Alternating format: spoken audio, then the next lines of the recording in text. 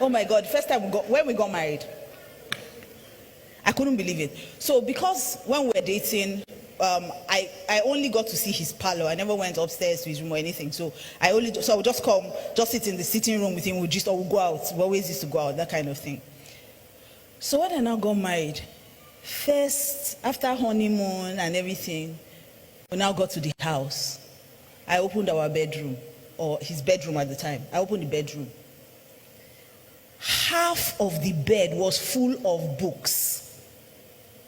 Miles Monroe, Kenneth Hagin, Reverend Sam, Bishop Edu, different people were on the bed. I was afraid.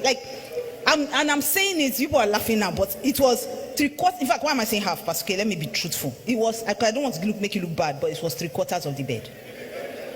And so I said, when we sleep, he said, just push it small. This place. And in that chaos, he knows where everything is. In that chaos.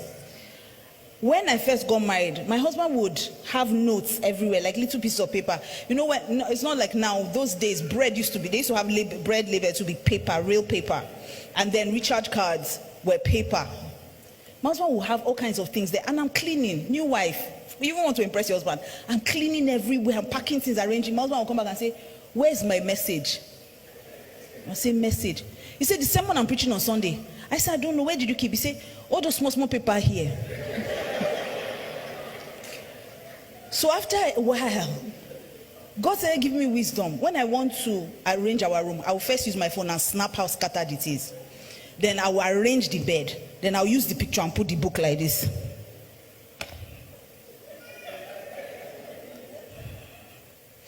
As in, I will have to scatter it again. Do you understand?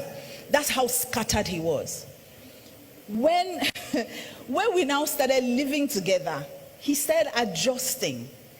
In fact, when we said that, I was borderline OCD when we met. Like if I'm in a room and you shift something, I will know. If I walk into my room, it's arranged, and I walk in, I will know that you have shifted something. I will just know that something is out of place here. But after 17 years, I'm glad to announce to you that I'm just as scattered as he is.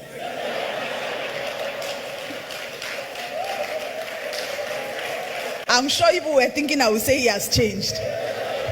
Evil communication corrupts good manners.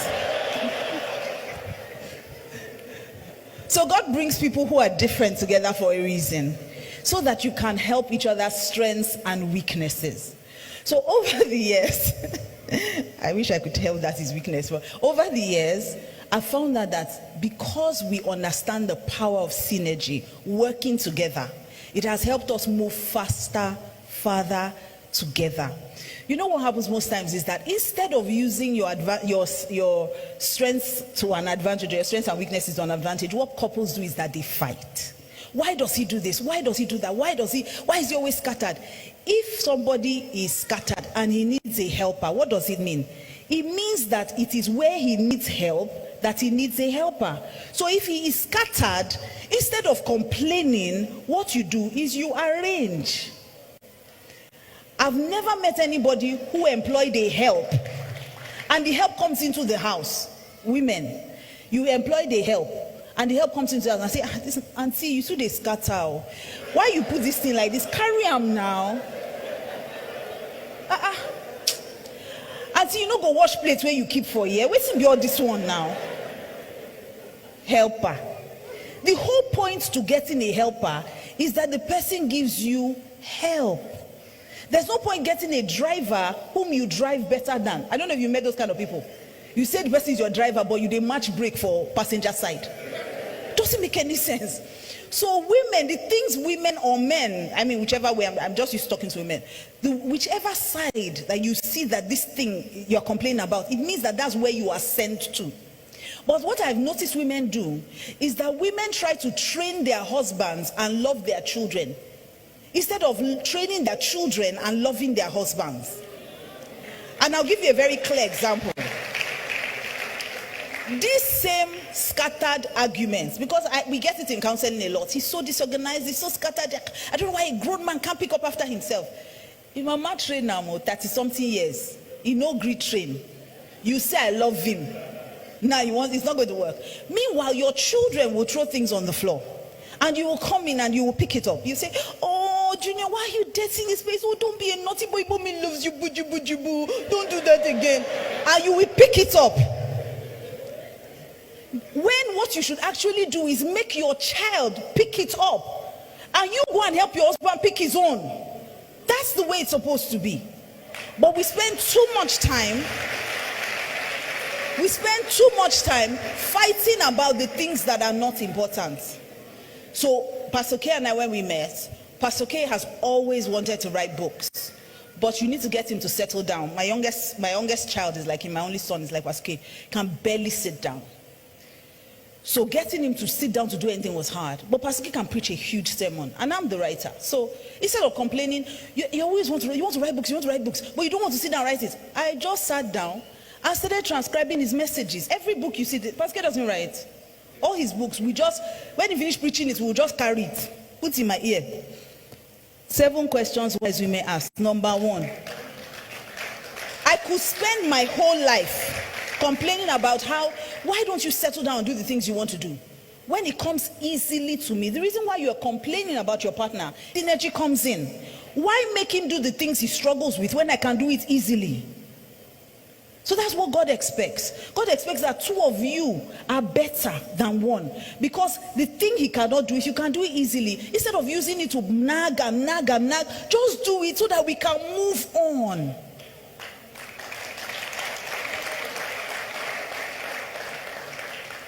So understand that, like Pastor K explained, the first stage is attraction, then the second stage is frustration, the third stage is where you start to exchange. I remember when I knew God was telling me that I was going to do ministry, much bigger than I was doing it, because I was very content, very, very content to be behind him and just make everything work and raise our children. And, I was very content to just be behind the scenes. But one day, Pastor just said to me, you're too powerful to be behind me. No, you have to be beside me. Now, the first time I planned a women's conference, we announced the women's conference and everything. So my heart was beating. Because I was like, first of all, I don't even know if I should be doing this thing. But Pastor really believed, no, you can't do it, you should do it. He kept pushing me. And that first day, I remember, I walked into I went home to dress up for the conference because it was on a Sunday evening. So I went home to dress up. And then my husband called me, where are you? I said, I'm dressing up. He said, the hall is full. I said, the hall can't be full. Because when I was even leaving, I was telling them, the people that were arranging the chairs, I said, give me space so I'm not with Pastor K. Give her space so that if the hall is not full, people won't know. Just give it space. Pastor said, come back. My husband had rolled up his sleeves and he was helping them arrange the chairs. He had preached 3 services that day. He didn't go home. This is why women, don't just marry a man that lets you fly. Marry a man that helps you fly. It's so important. So important. And I'm saying this because so many times people think that marriage is just about the woman helping the man to be great. No. Look at this scripture. Adam said, God used me to make this woman. Amazing. He recognized it. He said, God used me. That's why this woman, from now, she'll be in my care. I will leave my mother and my father and I will cleave to this one. So synergy, very important. So what can you do with this? Sit down and talk. Write down your family plans. I can tell you, you can wake me up in the middle of the night and I can tell you all Pastor K's dreams. I can tell you how many trainers he wants, how many marriage counselors he wants to train by 2023. I can tell you how many books he wants to write this year. I can tell you how much money he wants to save this year in different currencies. I can tell you because we talk. Sit down, talk. Make resolutions as a family. Don't just expect marriage to work. Work your marriage. Work your marriage. Sit down and have conversations.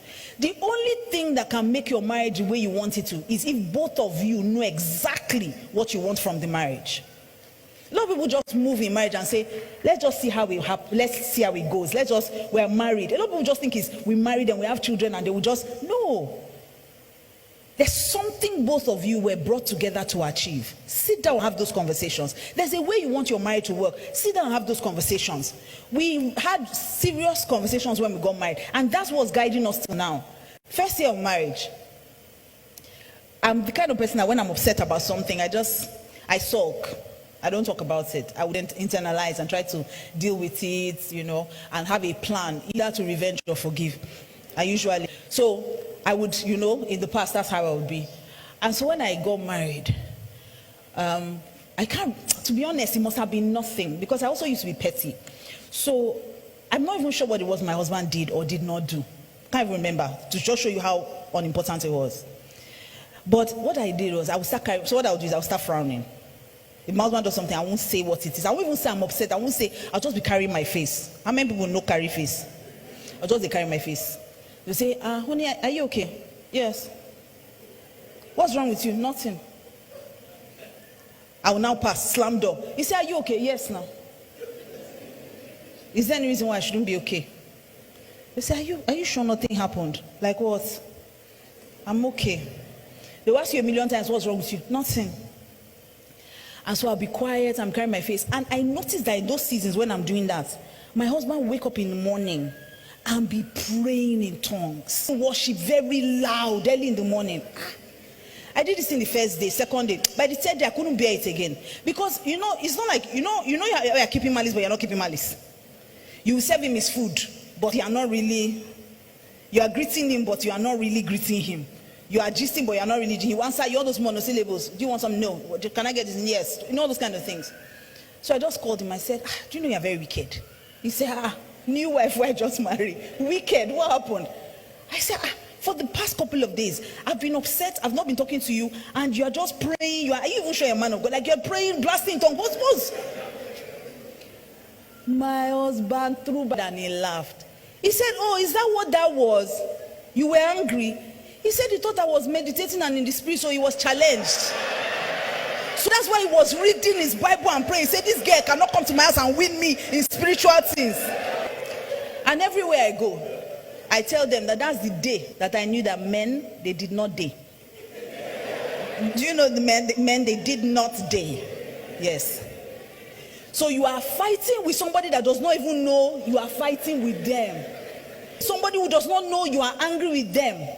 You bring food, they will eat. And you will say, I don't even understand this human being. Somebody's fighting with you and you're eating my food. Yes, he will eat your food. He will even sleep with you. Because for men, it's a very isolated event. What's it concern quarrel and sex? It's women that do all those kinds of things. I'm not talking to him, we're not talking to you. We don't even need your mouth until lie down. So